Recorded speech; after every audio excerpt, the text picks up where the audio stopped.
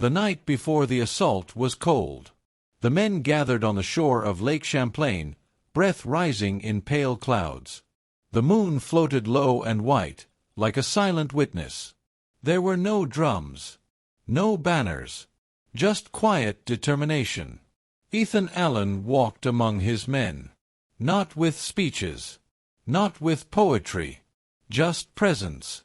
A heavy presence. The kind that makes a man straighten his back and tighten his grip on his musket. Most of the men had never taken a fortress before. Many had never stood in a real battle. But they had the one thing the British rarely believed Americans possessed: at the water's edge, they loaded into small boats, pushing off silently. Oars dipped without splash. The lake spread wide, black and endless beneath the stars. Halfway across, one young soldier whispered, "Captain Allen, what if they fire the cannons?" Allen did not turn. He only said, "Then we take them faster."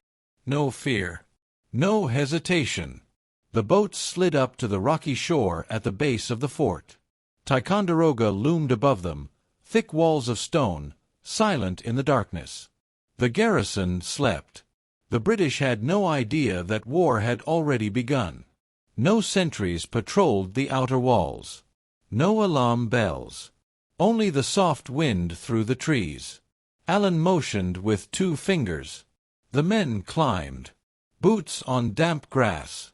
Hands gripping muskets. The world felt like it was holding its breath. At the gate, they found one lone guard. Half asleep. Rubbing his eyes. He froze when he saw them. Allen stepped forward, musket raised. "Open the gate," he said quietly. No threat. Just certainty. The guard opened it. The Green Mountain Boys surged inside. Bootsteps pounded the wooden planks of the inner courtyard. Men were waking. Voices rising. Confusion spreading like fire. But Allen did not wait for fear to creep into his army. He led from the front, straight up the stairs toward the officers' quarters. He kicked the door open with one strike. Inside, the British commander lay in bed, barely awake, shirt undone, hair wild. "Who goes there?" he shouted. And Ethan Allen, full height, chest heaving with the adrenaline of destiny, answered, "In the name of the great Jehovah and the Continental Congress, I demand your surrender." There are moments in history where the world seems to stop. This was one. The British officer blinked, looked around, saw the rifles, saw the fire in Allen's eyes, and he knew. The fort was already gone. He surrendered. Silently. Completely. The sun had not yet risen. And the first American victory of the Revolution belonged to men who fought with very little except the courage to take what must be taken. The Green Mountain Boys cheered. The cannons were theirs. Cannons that would change the course of the war. But Ethan Allen did not cheer. He just looked to the horizon. He knew this was only the beginning. The night was thick with mist, the kind that blurs the edges of the world. The water of Lake Champlain lay dark as iron, reflecting no stars, swallowing sound. It was the kind of darkness where a man could hear his own heartbeat louder than the wind. Ethan Allen stood at the shore, boots planted firm in the wet earth. His coat was worn, his hat pulled low, but his eyes burned with a fire that had never known surrender. He looked over the faces of the men who had followed him here. Not soldiers in fine uniforms. Not professionals trained in parade and drill. They were mountain men. Farmers. Hunters. Rough hands, hard eyes, quiet courage. Men who had built their homes log by log. Men who had buried their children in the soil they fought to defend. Men who understood why this night mattered. The British believed power came from crowns, titles, bloodlines. Ethan Allen believed power came from the earth beneath a man's feet and the will inside his chest. One of the younger fighters, no more than 19, shivered, rubbing his hands against the cold. Allen stepped beside him, placing a massive hand on his shoulder, voice low and steady. "Courage is not the absence of fear, lad. Courage is riding on top of it." The boy nodded, and the trembling stopped. The boats were ready, small, narrow crafts cut from pine. No war drums. No shouted orders. Just quiet, controlled breath. Allen spoke, just loud enough for every man to hear. "We move like the mountain cat. Silent, swift, unseen. Do not fire unless I give the word. We take that fort before they wake to know they're at war." A few men glanced at each other. This wasn't just strategy, it was destiny spoken aloud. They pushed off into the black water. The oars dipped slow. No splash. Only ripples, soft, controlled, careful. The lake stretched wide. Fog rolled across the surface like pale ghosts rising from the deep. Halfway across, a whisper traveled down the line of boats. "They say there are 100 British inside." No one answered. Another voice, quieter. "They say they have cannons aimed at the lake." Still no response. Finally, Ethan Allen spoke, not loud, but with the certainty of stone. "If they had watchmen worth the salt in their ration, we'd already be dead. They sleep. We do not." Silence returned, this time steadier, stronger. As they approached the far bank, the dark shape of Fort Ticonderoga slowly emerged from the fog. A hulking shadow of stone walls and wooden gates, perched like a sleeping beast waiting to be awakened. A fortress not yet aware that history had arrived. They ran the boats aground and climbed in near silence, boots sinking into wet grass and morning dew. The world was so quiet that the small sounds became thunder. The soft clink of a buckle. The rustle of clothing. A breath drawn too sharply. But not one man spoke. Ethan Allen walked first, always first. His stride was certain, steady, controlled. They reached the outer gate. Just one guard. He was leaning against the wall, musket under one arm, eyelids heavy, fighting sleep. He blinked at the shadows forming in front of him, then his eyes widened as he recognized shapes, rifles, men. Before he could speak, Allen pressed the barrel of his musket gently to the guard's chest, not with cruelty, but with finality. "Lad," he whispered, voice calm, "today is not your day to die. Open the gate." The guard's hands shook, but he obeyed. The wooden gate swung inward with a long, low groan. The Green Mountain Boys flowed into the courtyard like the night wind, silent but unstoppable. Voices were rising inside. Confusion stirring. A lantern slammed to the ground. Boots stomping on wooden floors. Doors opening. But speed defeats strength. And Ethan Allen was already climbing the stairs toward the commander's quarters. He didn't knock. He kicked. The door crashed inward. The British officer, gray-haired, half-dressed, stumbled to his feet, outrage burning in his voice. "By whose authority do you enter His Majesty's fort?" Ethan Allen's chest rose and fell like a war drum. His voice shook the room, loud enough to wake the dead. "By the authority of the great Jehovah and the Continental Congress, I demand your surrender." The words hit like cannon fire. The officer froze. He looked into Allen's eyes, and he saw no hesitation, no doubt, only destiny. His shoulders sank. His sword dropped to the floor. He surrendered. Just like that. A fortress taken without a shot. Cannons captured without a siege. A victory won not by numbers, but by spirit. Outside, the first light of dawn spilled over the lake. The sun finally rose, just in time to witness what had been done in darkness. The men cheered, wild, ragged, triumphant. But Ethan Allen did not cheer. He stood at the ramparts, looking across the water, silent.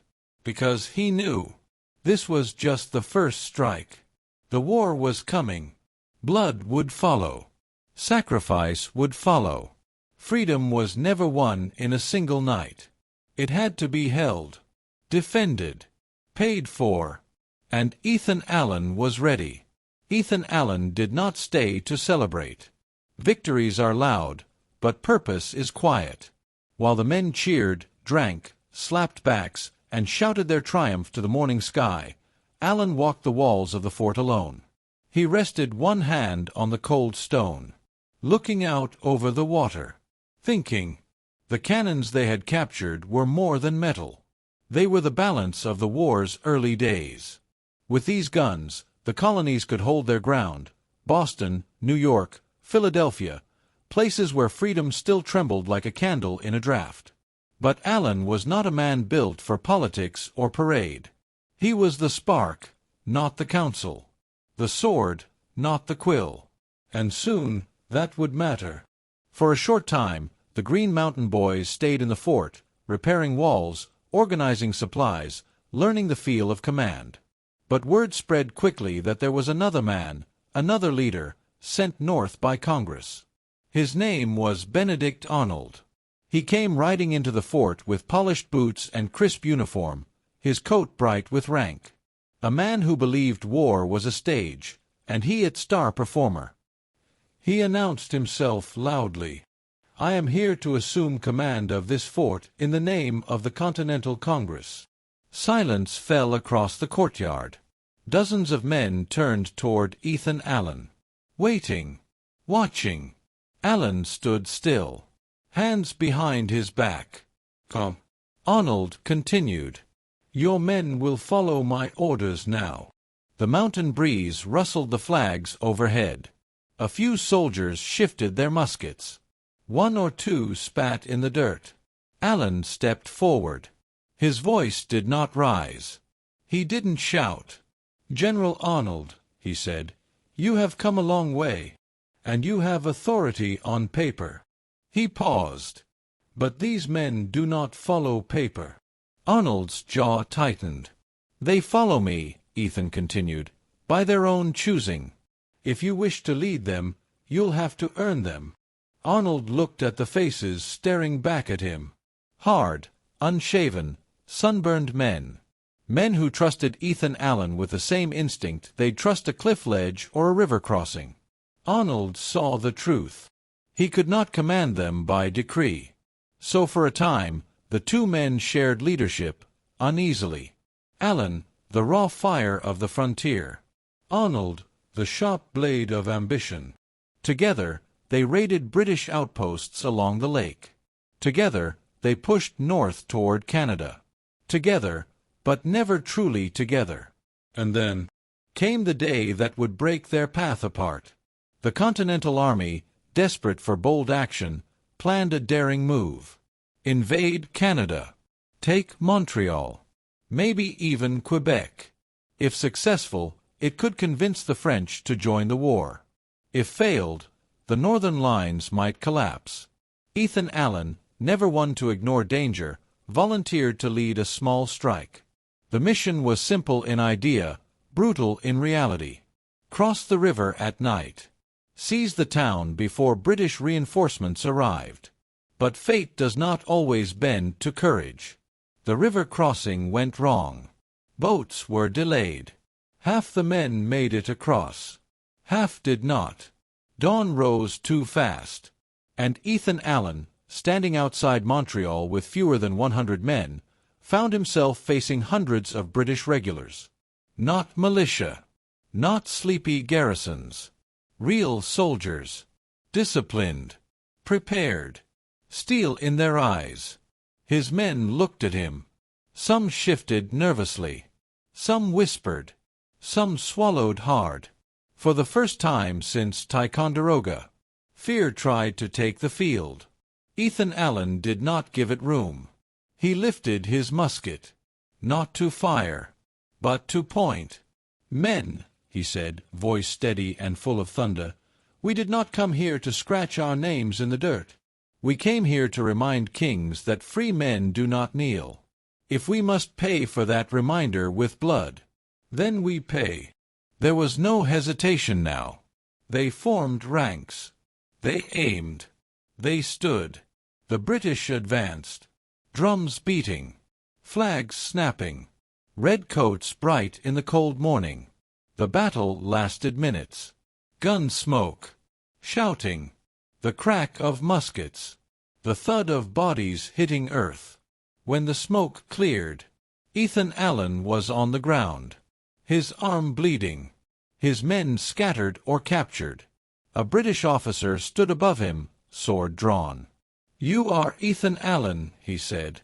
Allen, bleeding but unbowed, stared back and answered, "Yes, and I regret only that I did not have more bullets."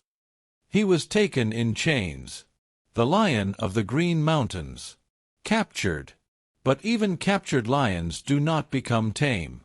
They dragged Ethan Allen through the streets of Montreal in irons. A chain ran from his wrists to his ankles, another from his ankles to a ring of iron around his waist. His hands were bruised. His coat torn. Blood dried along his sleeve where a musket ball had grazed him. Crowds gathered to see him. Some spat. Some shouted. Some simply watched. But the British soldiers saw something else. A man who walked like the chains were nothing but twine. He did not lower his head. He did not plead. He did not break. They put him aboard a prison ship. The kind that smelled of salt and rot and sweat. The kind where sunlight never reached the lowest deck. Where the floor swayed beneath bare feet, and rats fattened on crumbs and despair. The air was thick and foul. Men coughed in the darkness. The wounded groaned. Some simply lay still and waited to die. Ethan Allen was pushed inside. The iron gate clanged shut behind him. For a long moment he stood still. The ship creaked and rolled beneath him.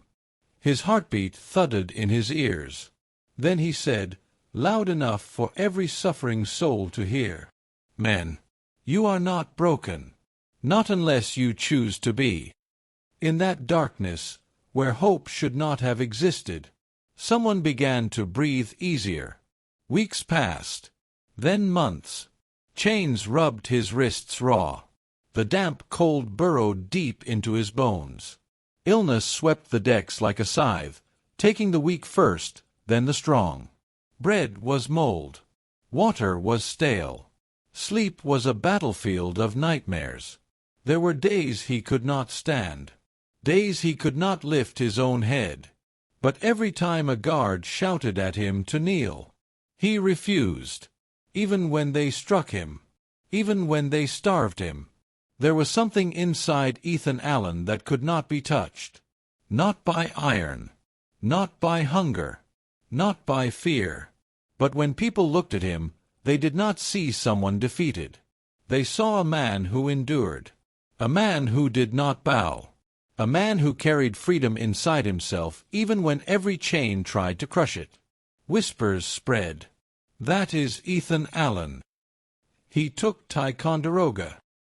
He faced the British with 100 men and did not flee. He does not break.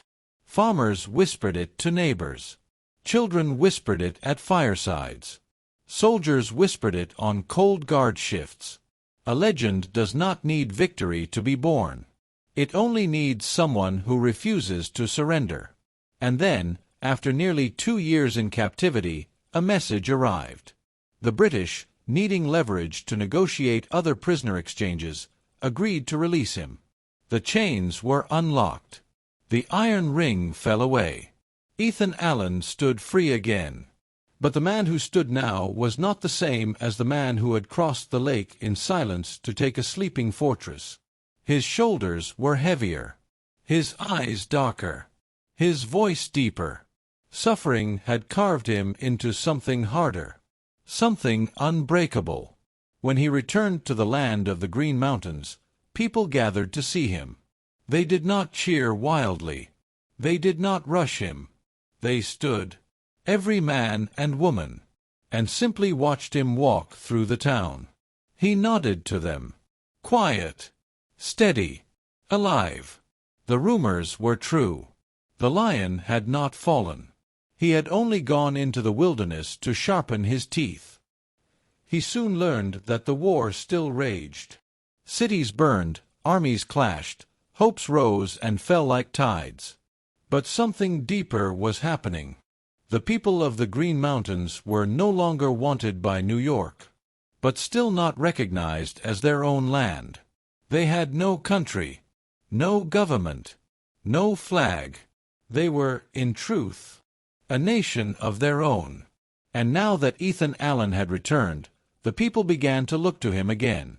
Not as a general, not as a rebel, but as a founder, a builder.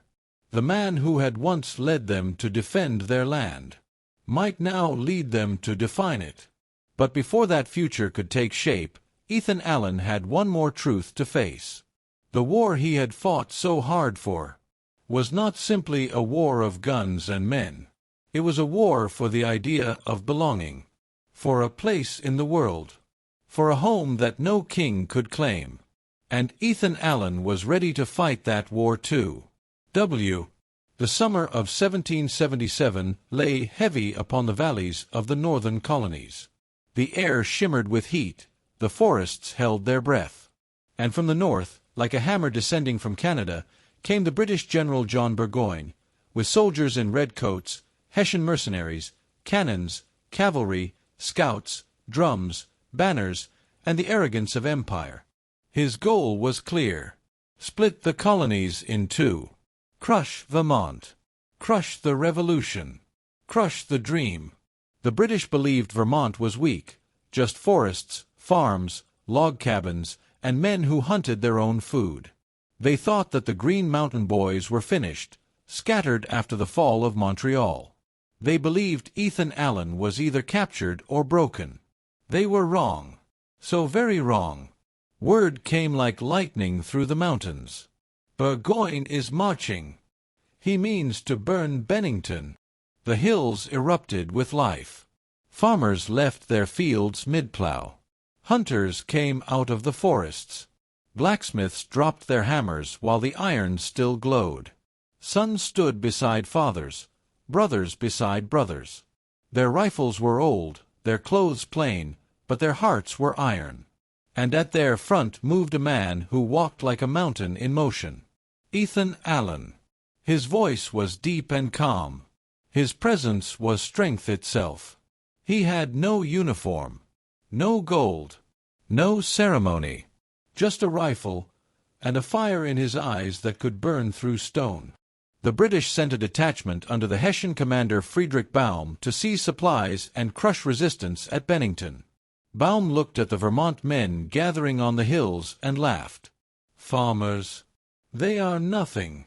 But he had never faced men defending their home. The sky burned purple as the sun sank. Fires glowed among the American camp. The men sat quiet, counting powder, sharpening blades, praying softly. Ethan Allen stood among them, silent at first.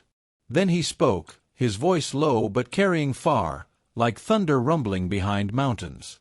Men, tomorrow is not about victory or defeat.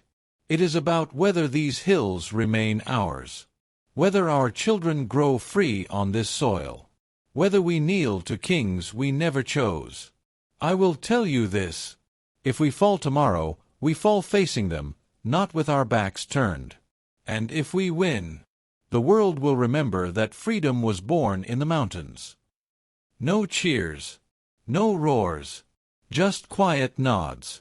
The kind of silence that belongs to men who have already decided that they will kill or die without fear. Morning. Rain poured. The sky was gray. The ground soft beneath their boots. The British muskets gleamed in formation. Drums beat. Flags snapped. The Americans moved like shadows through trees. They didn't march like an army. They hunted. With every crack of a rifle, a British soldier fell. The redcoats tried to wheel their cannons, but the mud swallowed wheels, horses bucked, officers shouted curses through the rain. Baum realized too late. This was not a battle, it was the mountains fighting. Ethan Allen broke from the trees like a force of nature. his rifle raised. His voice erupted like thunder. Forward! For Vermont! For freedom! They charged, not like soldiers, like warriors of the earth itself. They slammed into British lines with the fury of falling storms. Steel met steel. Mud splashed crimson. The air filled with smoke, shouts, fear, thunder, rain. Ethan Allen's rifle was empty. So he grabbed a fallen officer's sword and kept moving. He fought like a man who didn't care whether he lived another minute, so long as his land lived forever. The British line buckled, then bent, then broke. Baum himself fell, crying out in disbelief.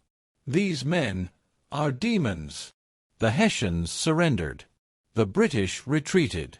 The rain eased, and the hills of Vermont stood silent again. Bennington was not taken. Vermont was not broken. The dream did not die. It grew.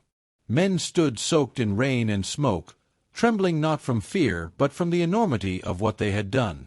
They had defeated the greatest empire in the world, not with training, not with uniform, not with polished guns, but with love of home. Ethan Allen looked over them, proud, exhausted, alive. He whispered to himself, "This land will never kneel." War is not a clean march of victory. Fate does not always reward the brave. And even lions can be surrounded. It was the year 1775, before Bennington, before the victory, before Vermont had even begun to dream of statehood. The war was young. The world was uncertain. The colonies were still a gamble of fire and hope. Ethan Allen led a daring expedition into Canada, seeking to liberate Montreal. His heart was bold. His belief was steel. But war does not bend for courage alone. The attack faltered. His men scattered under heavy fire. Smoke, snow, shouting, confusion, the chaos of battle swallowed all. And there, on the icy banks of the St. Lawrence River, Ethan Allen stood alone surrounded by British bayonets. A British officer stepped forward and said coldly, "Sir, will you surrender your sword?" Ethan's reply was not a plea. It was a growl. "I surrender to General Washington, never to a king." The officer's jaw tightened. The rifles lowered, and the lion was taken in chains. They bound his wrists. They tied his arms. They made him walk, mile after mile, through freezing wind, hunger biting his bones. British soldiers spat insults. Rebel, criminal, traitor. But Ethan Allen walked with his back straight. His eyes did not lower. Not once. Villagers saw a ragged prisoner pass by. But they felt something else. A presence. A defiance. A fire that could not be extinguished. Even in chains, he looked free. In Montreal, a British commander questioned him. "Why do you rebel? Why do you struggle against your rightful king?" Ethan Allen stared him down and answered, "Because no king was chosen by me, and no king shall rule me." The general leaned forward. "You are alone. You are captured. Your rebellion will die." Ethan's voice was steady, quiet, but immovable. Ideas do not die in chains. The room fell silent, because they knew, in their hearts, he was right. Then came the worst fate a man could suffer. The British prison ships. Floating coffins. Diseases rotting men alive. Bodies thrown overboard at dusk because burial was a luxury. Ethan was held in dark, damp holds, the stench of death thick in every breath. Rats crawled between the ribs of the dying. The moans of fevered men echoed through the wooden hull. He grew thinner. His beard long. His hands shook from cold. But his eyes never changed. Other prisoners whispered, "Stay near him. His courage keeps the soul alive." Even broken men straighten their backs when standing beside a man who refuses to bow. One captain tried to break him with humiliation. He forced Ethan in front of the crew. "Kneel," the captain ordered. "Kneel to His Majesty King George." The world held its breath. Ethan Allen raised his head slowly and spat at the captain's boots. Gasps. Silence. The captain struck him across the face with his glove. Blood on Ethan's lip. But he smiled, a slow, fearless smile. "You can chain my body, but you cannot chain Vermont." Months passed. Then seasons. The war raged outside, Washington fighting, militias rising, liberty growing like wildfire, and the British realized something. Keeping Ethan Allen imprisoned made him a legend. A symbol. A myth. A story whispered in taverns, in fields, in soldier camps. Ethan Allen is not broken. So neither are we. Fear began working against the British. So, finally, after 2 long years of imprisonment, they negotiated a prisoner exchange. One cold morning, a guard opened Ethan's cell door. "Allen, you're going home." He did not thank them. He did not speak. He simply walked out, walking like a mountain that had survived the storm. When he returned to Vermont, people gathered in silence. He was thinner, older, scarred. But the fire, oh, the fire, was brighter than ever. He stood before his people, voice roughened by cold and hunger, and said only, "I told them, the mountains kneel to no king." And the crowd erupted, not in cheers of victory, but in tears, because their hero had not returned as a man. He had returned as a legend. The war thundered on. Battles surged across valleys, rivers, coasts. Cities burned. Armies marched. The very fate of a new world trembled. But in the northern wild, in the shadow of the Green Mountains, something new was being born. Not just a militia, not just a rebellion, but a nation of its own. Ethan Allen returned to find his mountains restless, not from fear, but from identity. The people of the hills had fought for their soil, their cabins, their pride, but they had no official place in the world. The colonies did not fully claim them. The British sought to erase them. New York wanted to rule them. The mountains called for a name, a homeland, a nation not granted by any king, governor, or empire, but forged by the hands of its own people. On a winter day in 1777, the decision was made. We are the people of the Green Mountains. And from the French words, Vermont, Green Mountain, a new state declared itself. Vermont, not a colony, not a territory, a free republic, a nation carved not from royal decree, but from axes, rifles, and unbreakable souls. The first to outlaw slavery, the first to declare equality in the North. A land built not on aristocracy, but on freedom for all who stood on its soil. And at its heart stood one man, Ethan Allen. Ethan did not become a politician. He did not sit behind ink and parchment. He remained as he always was, walking among his people, eating at their tables, working beside them, laughing by their fires, defending them always. When lawmakers hesitated, when diplomats argued, when officials feared retaliation from Britain or America, Ethan Allen would rise, and with simple, unshakable certainty, say, "This land is ours because we have the strength to keep it." Silence would follow, because every man in that hall knew. It was not a boast. It was a fact. But all fires burn, even the brightest. Years of war, prison, cold marches, sleepless nights, and endless strain weighed upon him.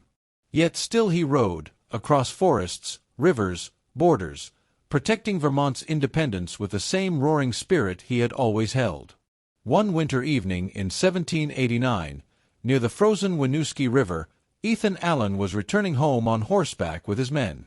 The snow fell thick, the world silent except for hooves breaking frost. Suddenly, his horse slipped. Men rushed to him, calling his name. He did not respond. There was no battle cry, no final heroic shout, no clash of steel or thunder of cannons. Just the wind, whispering through the evergreen trees. Ethan Allen was carried home. He passed quietly, not like a warrior dying in war, but like a mountain returning to the land it came from. The news spread slowly, across the valleys, through the forests, over rivers and through frontier towns. No bells rang, no armies saluted, no cities held parades. Instead, farmers paused in their fields. Hunters stopped mid-step. Mothers held their children a little closer.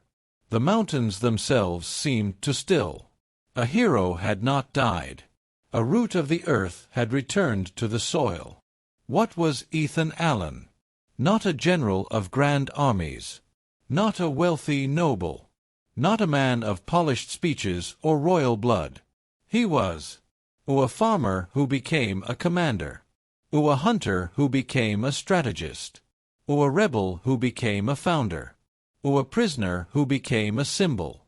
A man who became a mountain. He did not fight for glory. He did not fight for monuments. He fought for home. For the hills he walked barefoot as a child. For the rivers that ran cold and clear. For the soil his people built their lives upon. And because of that, Vermont stands. Its people stand. Its freedom stands. Not granted by kings. Not gifted by lords. But earned. When the storms of tyranny rose, and empires stretched their shadows across the land, a man of the mountains stood and said, "No." And the echo of that refusal still rolls through the valleys, still roars in the rivers, still breathes in the cold, clean air of Vermont, because Ethan Allen never knelt, and in the heart of every free soul, his fire lives on.